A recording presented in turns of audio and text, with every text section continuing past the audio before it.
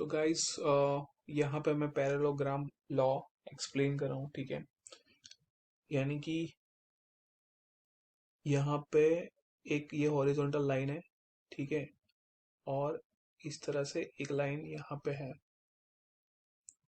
ठीक है, और ये एक, ठीक है, ये दो साइड है, ठीक है। इसको मैं वेक्टर ए से करूँगा, इसको मैं बी नाम दे देता हूँ, ठीक है। अभी यहाँ से मैं एक पैरेलल इस तरह से एक लाइन ड्रॉ करता हूँ, ठीक है, और ऊपर भी इस तरह से मैं एक लाइन ड्रॉ करता हूँ, ठीक है। तो ये जो रहेगा साइड, यानी कि बी और ए, ठीक है, ये रहेगा, ये जो लाइन है, ठीक है, ये वाला लाइन और ये वाला लाइन एक दूसरे के पैरेलल है, ये वाला लाइन और ये वाला लाइन एक दूसरे का पैरेलल है, ठीक है। तो अभी यहाँ पे आपको एक, यहाँ इसके जो बाई सेक्टर है वहां से एक सेक्शन निकलेगा इस तरह से, ठीक है, इस तरह से इसका रिजल्टेंट निकलेगा, ठीक है। और ये जो रिजल्टेंट रहेगा आर, ये रहेगा ए प्लस बी के बराबर, ये रहा ए साइड और ये रहा बी साइड, इसके बराबर रहेगा। अभी ये चीज आपको याद रखनी है कि जो रिजल्टेंट रहता है, ठीक है, रिजल्टेंट रिजल्टेंट और जो ये पहला वाला साइड है, इसका जो एंगल हम लोग नोटेशन करते हैं वो अल्फा से करते हैं, और यानी कि जो यानी कि जो दो साइड्स है उसका नॉमिनेशन हम थीटा से करते हैं, ठीक है। अभी ये वाला लाइन और ये वाला लाइन सेम है, ठीक है ना। तो आपको पता रहेगा कि यहां से, ठीक है, यहाँ पे हम लोग क्या बोल सकते हैं इसको, बी एंगल कौन सा है, थीटा है, तो कॉस थीटा बोल सकते हैं, ठीक है। ये वाला जो लाइन है इसको हम लोग बोलेंगे बी कॉस थीटा, ठीक है। और ये वाला जो वर्टिकल लाइन रहेगा उसको बोलेंगे बी साइन थीटा। यानी कि ये सेम ही है, बट मैंने यहाँ पे इसको दर्शाया है, ठीक है। ये इतना जो रहेगा यहाँ से यहाँ तक, ये कॉस थीटा, यानी कि जो एंगल रहता है सेम एंगल यहाँ पे रहेगा थीटा एंगल, ये थीटा है तो ये भी यहाँ पे थीटा रहेगा, ठीक है। आपको पता है कि हॉरिजॉन्टल जो लाइन बनती है वो कॉस पे बनती है और वर्टिकल जो रहता है वो साइन रहता है, ठीक है। अभी आपको पता है कि ये वाला, ये यहाँ पे ऐसे देखो, यहाँ पे देखोगे तो आपको, मैं ऐसे साइड में से आप देखोगे तो ये ऐसे बन रहा है, यानी कि ये 90 डिग्री है, ठीक है। अभी ये 90 डिग्री वाला रूल सबको पता रहेगा कि भाई जो ये वाला साइड रहेगा इज इक्वल टू ये वाला साइड और ये वाला साइड के प्लस में रहेगा, यानी कि R square is equal to A square plus B square, ठीक है। बी, ये पूरा कितना है, ये वाला पूरा कितना है, यानी कि यहां से लेके यहां तक का जो लाइन रहेगा वो रहेगा ए प्लस बी कॉस थीटा, ठीक है। यहां से यहां तक का ए और बी कॉस थीटा, और यहाँ का रहेगा वो बी साइन थीटा रहेगा, ठीक है। तो आर स्क्वायर यानी कि A plus B cos theta उसका square plus B sine theta इसका स्क्वायर, ठीक है। आप इसको A square plus 2ab cos theta, ठीक है, यानी कि ये रहा A square plus 2ab cos theta plus B square, यानी कि बी कॉस स्क्वायर थीटा, ठीक है, वत्ता plus B square sine square theta, ठीक है। तो ये आ गया A square plus 2ab cos theta plus B square common निकाल दीजिए, cos square theta plus sine square theta. ठीक है, तो A square plus 2ab cos theta plus B square, ये पूरा cos square plus sine square रहेगा 1। ठीक है, यानी कि ये रिजल्टेंट को हमको लेना है, यानी कि यहाँ पे जो स्क्वायर है ये, यानी कि ये रूट में कन्वर्ट हो जाएगा, तो ये हमको मिलेगा A square plus B square plus 2ab cos theta. ठीक है, ये हमको रिजल्टेंट का इक्वेशन हमको मिला। ठीक है गाइस, तो इस तरह से जब भी रिजल्टेंट निकालना हो तो हम लोग रिजल्टेंट निकाल सकते हैं। ठीक है, अभी यहाँ पे एक और चीज है कि यहाँ पे मैं लिखता हूँ, जैसे कि आपको किसी ने पूछा कि भाई 10 अल्फा का क्या वैल्यू है। ठीक है, 10 अल्फा का वैल्यू भी आप निकाल सकते हो यहाँ से। ठीक है, 10 अल्फा यानी कि ये रहा। ठीक है, यहाँ से लेके यहाँ तक आप,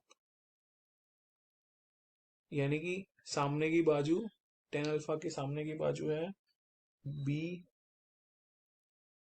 साइन थीटा, और उसकी जो नजदीक वाली बाजू है वो बाजू, ठीक है, वो रहेगा ए प्लस बी कॉस थीटा।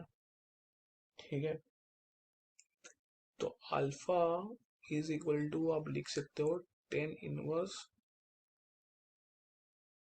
ठीक है,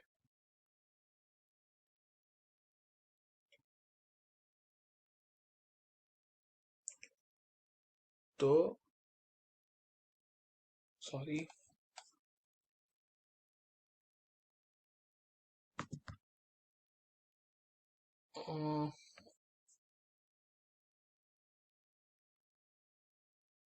ठीक है, ये वाला इक्वेशन मोस्ट इम्पोर्टेंट इक्वेशन है, ये वाला इक्वेशन मोस्ट इम्पोर्टेंट इक्वेशन है।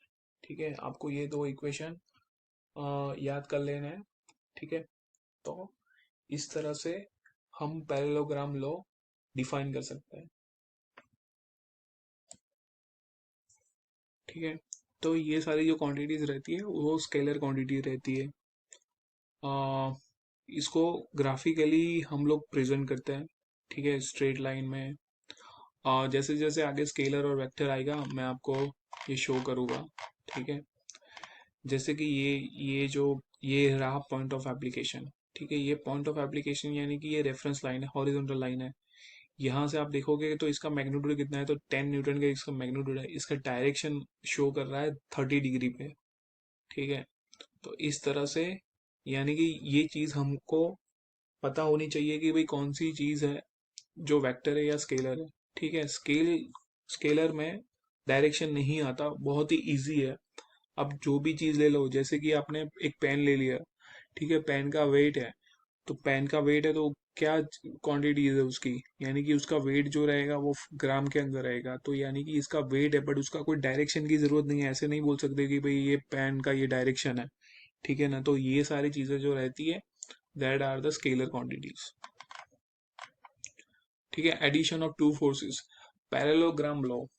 ठीक है, पहले जो पैरेललोग्राम लॉ आया वही वाला, ये this is the most important thing. ठीक है, इसके ऊपर आपको बहुत सारे न्यूमेरिकल आपको देखने को मिल जाएंगे। ठीक है, यानी कि पैरेललोग्राम में क्या है कि जैसे कि स्क्वायर जो रहता है, स्क्वायर में क्या होता है कि दो जो साइड्स रहती है वो एक दूसरे के परपेंडिकुलर रहती है 90 डिग्री में, तो वहां पे इजी रहता है। बट ये पैरेलल है, यानी कि ये साइड, ठीक है, ये साइड और ये नीचे वाली साइड और ये ऊपर वाली साइड, ये एक दूसरे के पैरेलल है, इसीलिए इसको पैरेललोग्राम बोलते हैं। ये एक सर्टेन एंगल पे रहता है। ठीक है, मैं आपको शो करूंगा पैरेललोग्राम लॉ कैसे करना है। ठीक है, वो मैं आपको एक शो करता हूँ।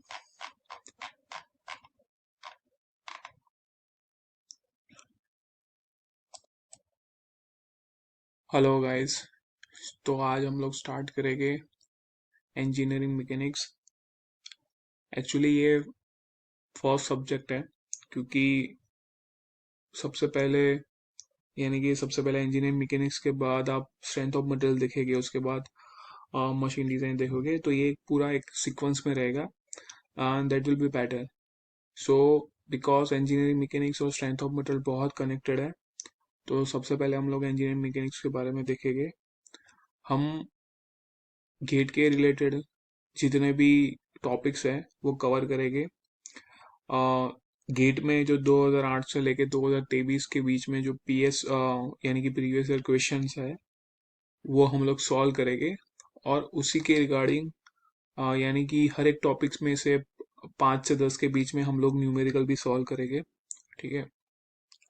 तो सबसे पहले ये इंजीनियरिंग मैकेनिक्स के लिए सबसे गेट के लिए सबसे अच्छी बुक यही है, ए के दयाल। मेरे पास इसकी हार्ड कॉपी है। ठीक है ना। तो जिसके पास भी इसकी हार्ड कॉपी हो तो एक बार अपने साथ रखना इसको, या फिर आप ये स्क्रीनशॉट भी ले सकते हैं। ठीक है ना। सबसे पहले इंट्रोडक्शन में स्टार्ट करते हैं, तो मैं बेसिक आपको बता देता हूँ। ठीक है ना, कि ये जो इंजीनियरिंग मैकेनिक्स है वो डील करता है फिजिकल स्टेट के बारे में, यानी कि वो रेस्ट में है या मोशन में है। ठीक है। Under the action of force, यानी कि जब जब भी फोर्स लग रहा है तब या तो बॉडी मोशन में होगा या तो वो रेस्ट में होगा। उसका जो साइंस है, उसका जो फिजिकल स्टेट है, उसके बारे में हम लोग बात करेंगे। ठीक है। अभी इसमें दो डिवाइडेशन है। एक तो रिजिड बॉडीज, रिजिड यानी कि वो रिजिड है, उसके ऊपर आप कुछ भी प्रेशर करोगे, कुछ भी फोर्स लगाओगे तो उसको कुछ भी फर्क नहीं पड़ेगा। ठीक है।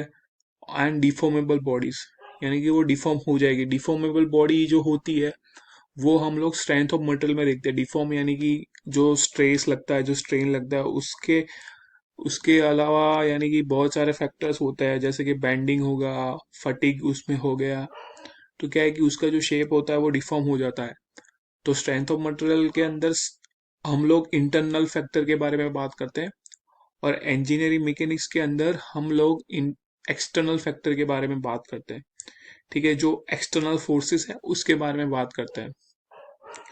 ओके। सो अभी रिजिड बॉडीज में क्या है कि वो एक्शन, यहाँ ये लाइन आप देख सकते हो कि अप्लाइड फोर्सेस, यानी कि जो हम लोग फोर्स अप्लाई करते हैं उससे उसका कोई डिफॉर्मेशन नहीं होता। जैसे कि मैंने आपको बताया डिफॉर्मेशन होता है, बट वो हम इंजीनियरिंग मैकेनिक्स में कंसिडर नहीं करते, उसको हम लोग स्ट्रेंथ ऑफ मटेरियल में कंसिडर करेंगे।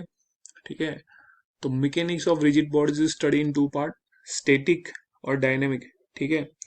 स्टैटिक और डायनेमिक यानी कि पता चल रहा है आपको, स्टैटिक यानी कि वो जो उसका स्टेट है उसमें कोई चेंज नहीं हो रहा। ठीक है। यानी कि वो रेस्ट पे है। डायनेमिक यानी कि वो डायनेमिकली मोशन कर रहा है। ठीक है ना। तो ये सबसे पहला तो इसका बेसिक इंट्रोडक्शन है।